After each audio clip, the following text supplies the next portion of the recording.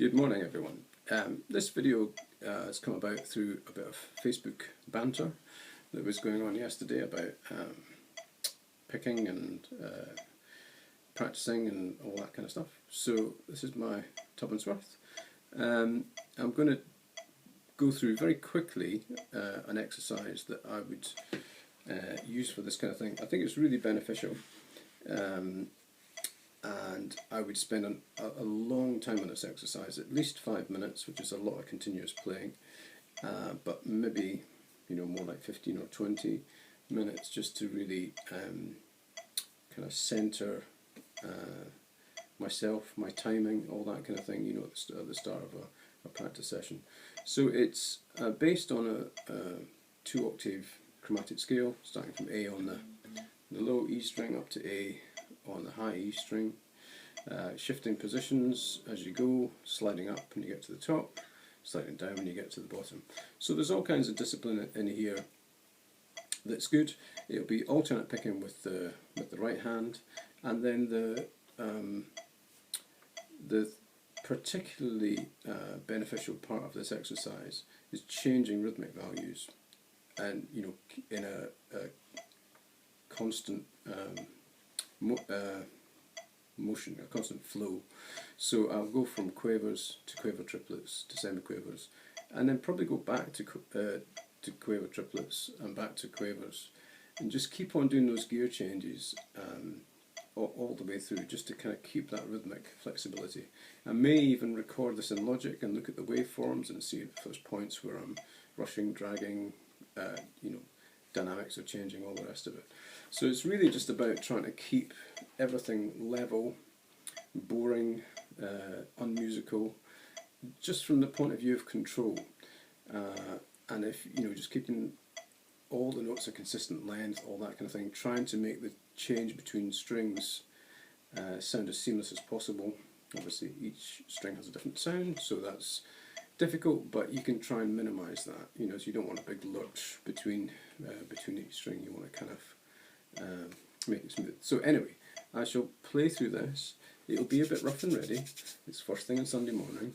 So and I would obviously spend a lot more time with each of these particular rhythmic values to focus and clean things up and kind of self-correct as I go, and by the end of a kind of 15-minute session I'd hopefully be pretty accurate and all the rest of it. So here we go. I'll do the shifts, but I'll do them much quicker than I normally would, but just to give you an illustration, and then you can spend some time with this. So I hope it's useful.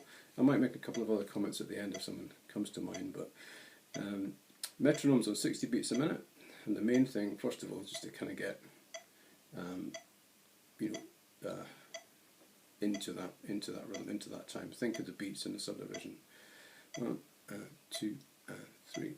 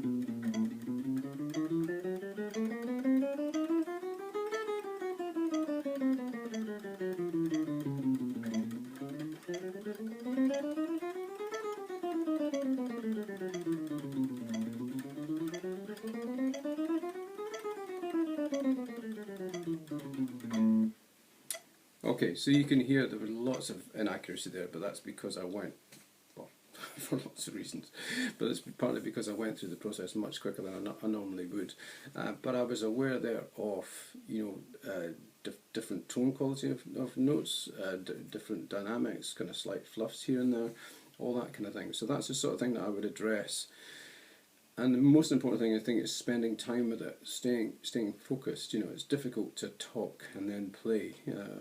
Another excuse, of course, but you know what I mean. So I hope this is of some use. I may post a video of me actually playing it properly at some point, where I'm not trying to chat as well. But you get the idea. So good luck and enjoy your day.